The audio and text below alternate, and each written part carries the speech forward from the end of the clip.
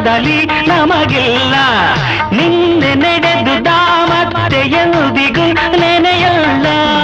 ಇರುವುದು ಏನು ಬೇಕು ಅದರ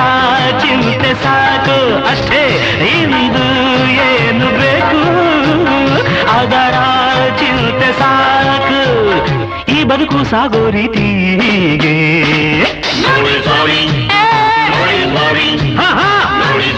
अपन तो भाई